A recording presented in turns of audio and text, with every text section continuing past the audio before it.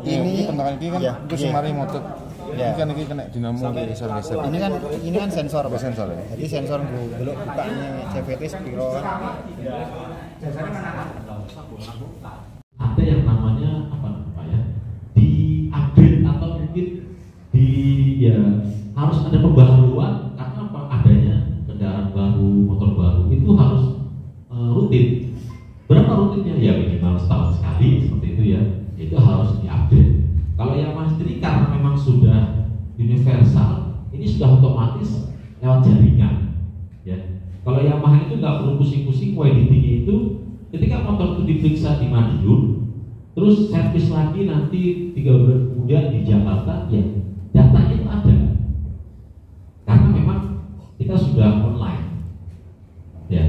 Ketika motor alat itu belum tidak digunakan untuk online, ketika memeriksa motor yang baru itu tidak bisa karena dia tidak online.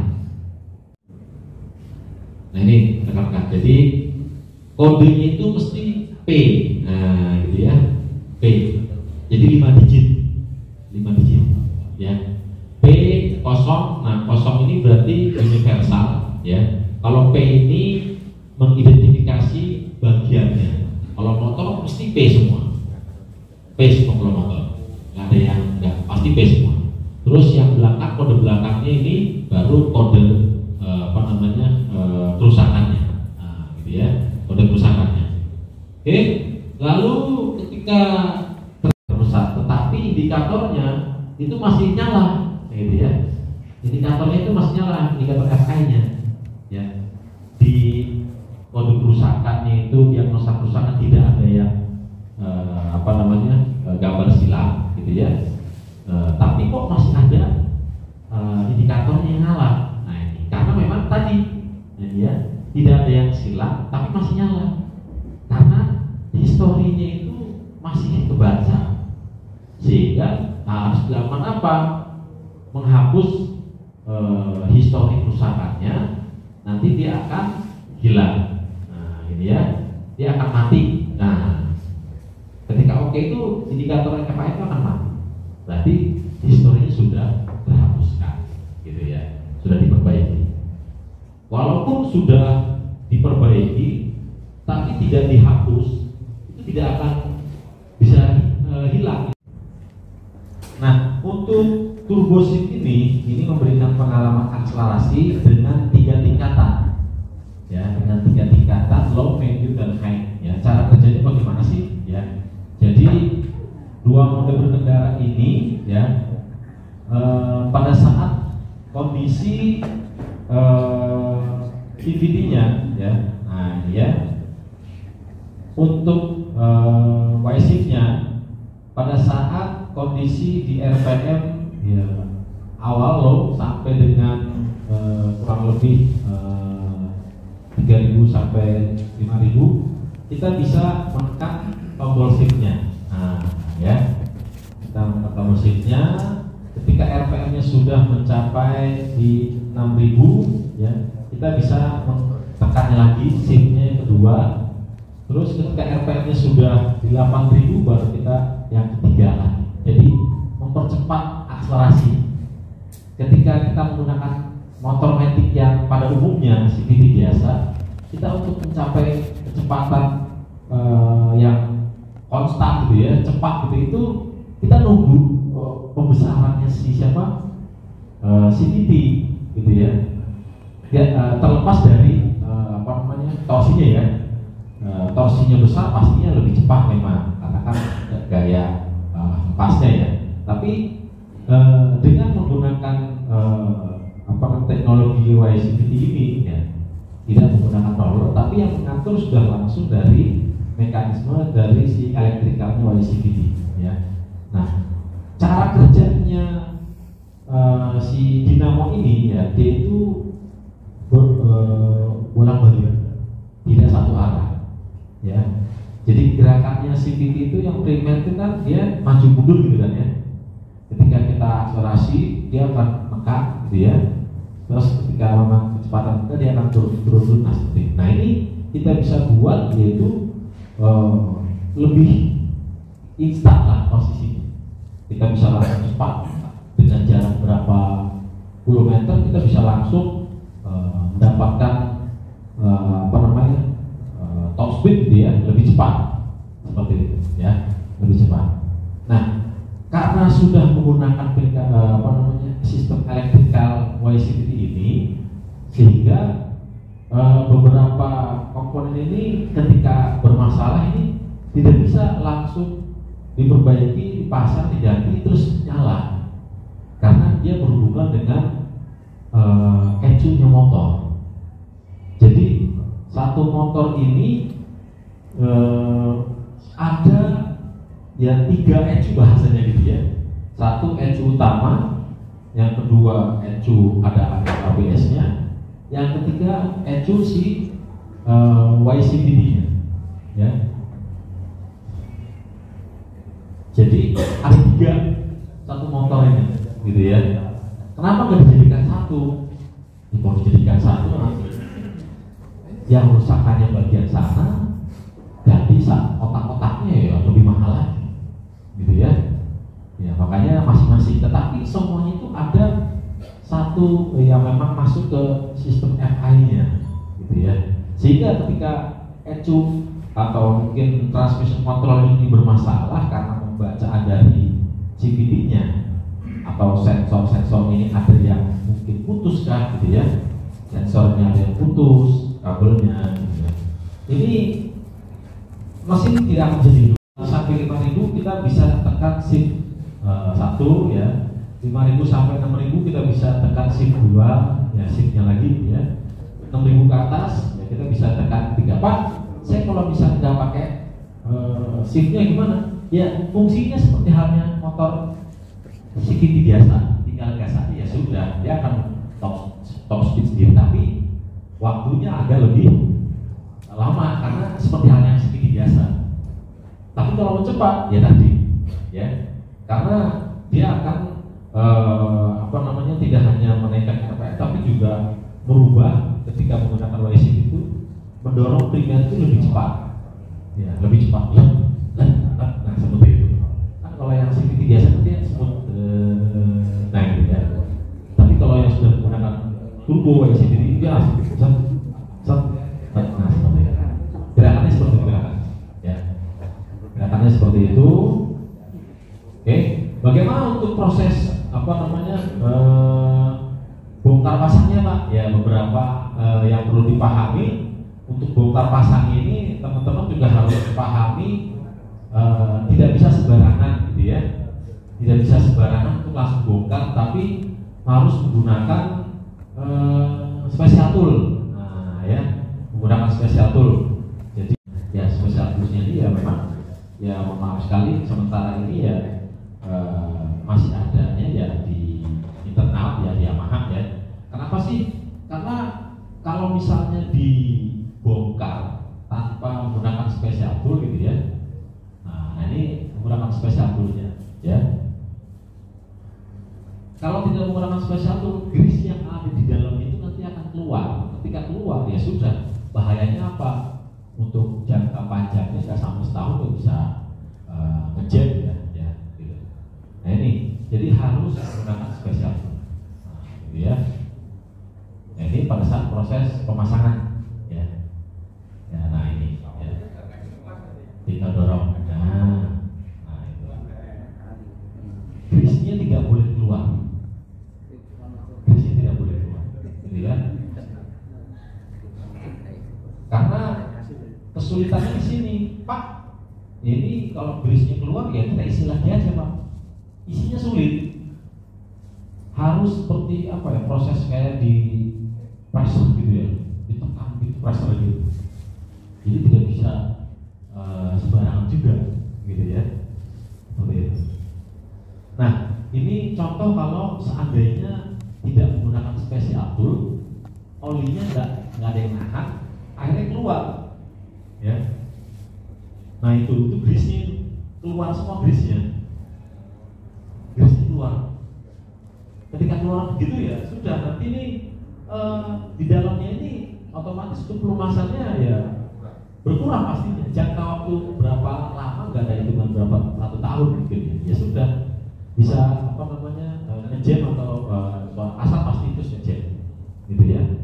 Nah, itu untuk proses bongkarannya. Terus untuk sistem apa namanya sensornya sendiri, nah ini ya, sistem sensornya sendiri ini juga nggak bisa kita asal pasang kalau kita tidak menggunakan WDD, gitu ya. Karena ketika kita bongkar terus tanpa melihat menggunakan WDD, itu kita tidak akan bisa, dia akan bisa, motor itu bisa hidup ketika sudah di WDD, terus kondisi sensornya posisinya sudah sesuai dengan yang diperiksa oleh WDD, itu baru bisa hidup. Tapi kalau tidak, jangankan menggunakan WDD ya, jangankan tidak menggunakan WDD, kita menggunakan WDD saja itu harus berkali-kali setting, Jadi prosesnya itu ketika memang bermasalah, indikator nyala, gitu ya. Wah, indikator nyala ini, dicek itu kode kerusakan untuk sistem YCVT, yaitu P0700 biasanya. Sistem YCVT itu harus masuk ke YCVT, terus dicek bisa nggak dihapus. Oh, tidak bisa dihapus karena masih gambar silang. Gambar silang itu berarti kalau dia masih sendiri itu warna merah, itu tidak bisa dihapus. Baru kita masuk ke diagnosa, baru masuk ke pemeriksaan apa namanya kerusakannya, ya. Kita coba memastikan klik apa namanya menunya yang memang akan dicek untuk YCVT-nya. Kalau dia itu tandanya berkedip-kedip, berarti belum benar, harus kita bongkar, dinamonya kita bongkar, terus bagian sampingnya juga kita bongkar kayak tadi ya, kita lepas yang seperti ini. Nah ini ya, kalau sudah lepas, baru ini kita lepas nih ya, tutupnya ini menggunakan L14. Untuk apa sih? Motor ini boleh atau tidak? Ya, nah ini ya, jadi untuk proses bongkar pasangnya pun juga ya jangan sampai kebalik. Nah, jangan sampai kebalik, karena ketika salah ini berakibat ya pasti motor nggak bisa nyala, udah pasti jelas. Terus posisinya juga akan voltase itu akan jadi 3 atau 4 volt, jadi terlalu besar ya, itu udah pasti. Tandanya ya ini untuk apa namanya, bahasa kita sebut kuku sensornya ini menghadapnya itu nanti harus keluar sana, terus segaris ya dengan lubang 2 titik ini ya. Nah itu ya. Nah ini untuk proses pemasangannya, gitu ya.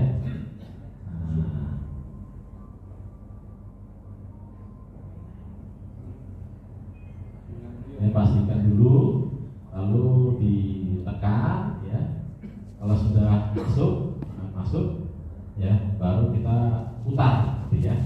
Nah ini ya, kalau sudah baru kita putar ini, apa namanya posisinya itu sampai, nah ini yang jelas nih ya.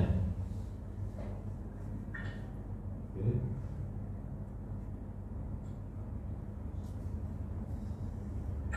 Nah, oke. Lalu kita putar hampir kurang lebih 3/4. Nah, nggak sampai 1 ya, pokoknya 3/4. Nah, sampai lubang baut ini pas, gitu. Ya, seperti itu. Nah, ini nggak boleh kebalik, karena ini bisa kebalik, posisinya ini bisa di depan, itu bisa muter. Oke, ini bisa muter. Oke.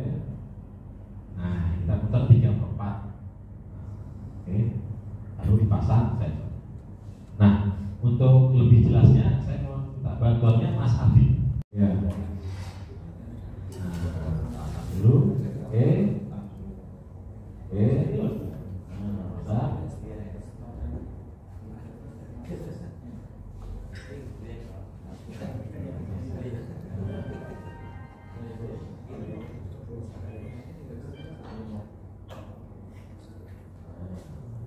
ya, seperti ini. Jadi bahan teflon ini ya, tujuannya ini untuk menjaga biar supaya grease yang ada di dalam ini tidak keluar, intinya itu. Pak, itu kok sampai harus menggunakan special tool yang khusus? Ya karena terus terang kan ini partnya ini lumayan betulnya latar. Ini kalau lihat di part katalog 1,2 apa 1,4, hanya ini saja. 1,4. Nah, makanya jelas di sini kalau tidak ada kendala ini nggak usah dibongkar. Nah, terus Pak kita bisa isi ini saja yang dibersihkan. Ini nggak usah dibongkar. Kalau membongkar pun cuma melepas yang depannya saja. Yang penting ini jangan sampai lepas. Gitu. Ya. Nah, ketika melepas ini jangan sampai di-on-kan, mesinnya hidup, si WSIP-nya dinyalain, WSIP-nya jangan. Nanti akan bermasalah. Nah iya, makanya karena dia tidak ada yang menahan. Gitu. Makanya ketika bongkar ini perhatiannya ya sudah, kalau mau bongkar depan ya cukup hanya primary tutupnya aja ini. Ya. Ini jangan, nggak usah. Nah, gitu ya. Terus untuk yang sensornya, nah monggo Mas Andi kita tolong ya. Sensornya ini ya, ini untuk sensor primary dan sensor sekunder. Jadi primary dan sekunder itu masing-masing punya sensor. Kenapa? Karena yang sekunder itu si apa namanya, kelasnya ini itu ada di bagian belakangnya ini ada kayak tonjolan kaki-kaki sebanyak ada berapa ya? Ini satu, ya mungkin ada 6 kali ya, atau ya pokoknya ada. Tujuannya itu untuk sebagai sinyal, sehingga bongkar ini, bongkar sekendernya itu nggak boleh sampai kakinya itu ada yang patah. Ya, walaupun memang bahan ini keras, besi keras gitu ya, cuma mengantisipasi saja. Nah, gitu ya, mengantisipasi saja. Sini dulu. Nah, sama kukunya. Apa bisa Pak? Ya bisa. Ini kalau sampai copot gitu ya. Nah, seperti ini. Ini berubah. Kukunya sama lubangnya itu ini udah salah nanti. Ketika masang udah pasti salah. Sehingga harus jadi poin perhatian juga ya. Posisinya mana sih kukunya ini harus sejajar dengan yang lubang 2 ini. Nah, harus sejajar. Karena ini bisa berubah. Kalau copot apa namanya, pernya ini copot ya. Nah, itu bisa berubah kan masa kok nggak benar-benar kan? Gitu ya. Gitu. Ini untuk apa namanya, mengontrol atau mengetahui ya kondisi di primernya, sensor untuk primer ya, gitu. Jadi jangan sampai salah posisi masang. Jadi kukunya di depan, terus lubangnya juga yang 2. Nah, seperti ini. Ya. Cara masangnya,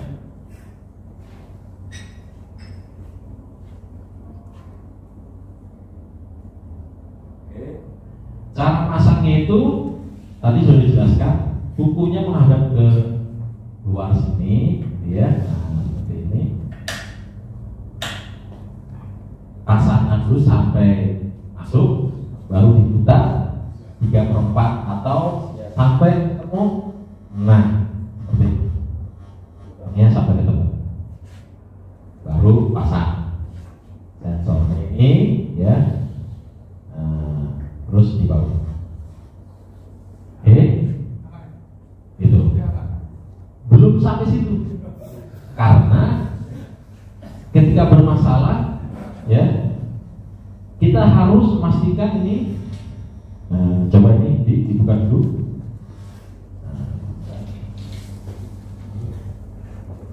Di lubang ini ya, lubang ini nih, yang kunci L ini, ya, tadi gambarnya ya. Nah ini ya, lubang ini ya, ini untuk memutar gearnya ini biar supaya mentok. Ketika sudah mentok, baru berarti sudah mentok ya. Kita pasang lagi semuanya lengkap, baru kita welding. Nah ternyata dia masih glitching. Berarti kita setting jangan mentok, agak lebih kurang dikit, jangan mentok, kurang dikit. Nah itu pengaruh di voltase pembacaannya sih. Nah segini itu. Loh ketika sedikit ini ya, pasang lagi, loh kok masih glitching juga. Coba lagi, jangan sampai terlalu dikurangi lagi. Nah jangan sampai terlalu, tapi ambil lagi lah. Iya, sampai ketemu. Tapi nggak mungkin sampai lebih dari 2 volt. Range-nya itu 0,8 sampai 1,6 kalau nggak salah. Gitu ya. Jadi memang mentok ini biasanya berapa ya? 0,8. Ya, mungkin sedikit ini 1 atau 1,2, sedikit lagi 1,3. Nah, seperti itu. Ya, sedikit memang. Cuma memang harus disetting seperti itu. Nah, dalamannya, ya. Dalamannya. Pak, bongkar ini pasti karena apa Pak? Ya, kayak seal-sealnya ini ada yang bocor, ya otomatis harus ganti, harus bongkar. Jadi sealnya ini bocor, berarti harus ganti sealnya, gitu ya. Cuma tadi selama belum memiliki spesial toolsnya dan juga scanner atau WD-nya kalau Yamaha scannernya universal yang untuk si jangan ya bukan berarti nggak boleh terima turbo, bukan. Pak, sementara nih kita belum punya alatnya, mungkin sebaiknya ke dealernya aja, amannya seperti itu. Kecuali teman-teman sudah gitu ya.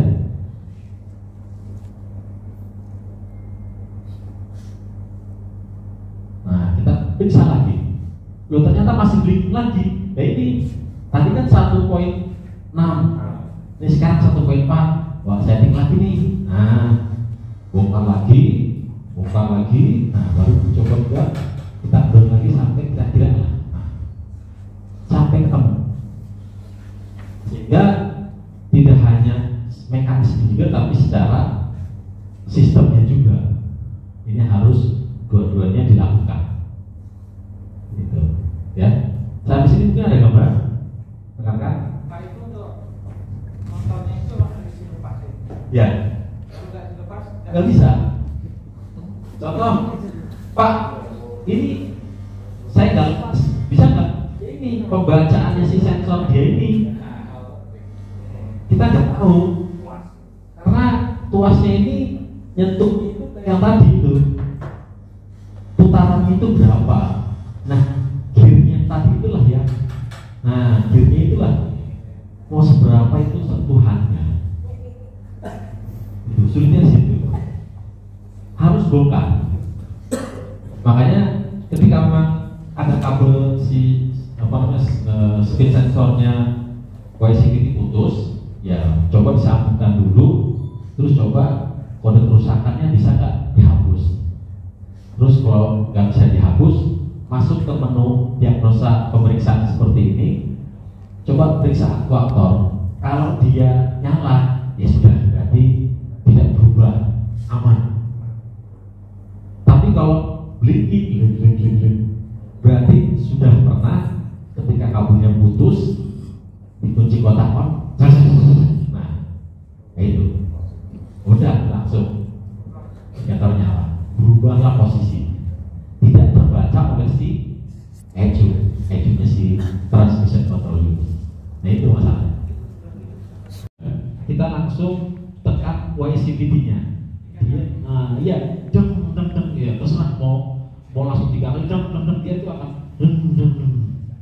Ya, lebih ada gerakan untuk menahan, ada engine brake-nya lah bahasanya seperti itu. Menak gak resiko jadi. Iya. Raketo ini. Ya itu sama tes si mau loh. Itu Pak, Masuknya itu saya tadi Ini loh. Nah, sini loh. Sinapnya yang tadi loh. Dorong sedikit. dipraktekkan aja Mas tadi. Tapi jangan sampai kebablasan ya. Karena kalau kebablasan nanti kejepit itunya.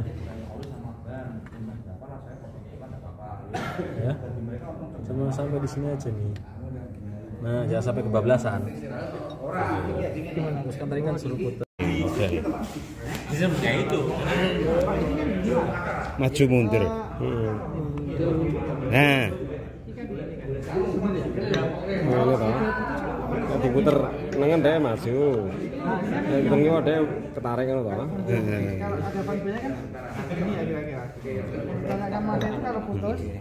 Biar jelas iki lagi mantep kedorong bos strip tengah. Sko iki. Modele alur. Pentokannya nih kayaknya. Ini Pak. Ini pentokan iki kan ya, terus iya. mari motot. Ya. Ini kan iki kena dinamo geser-geser. Ini kan sensor Pak. Sensor ya. Jadi sensor dulu bukanya CVT sepiro kan.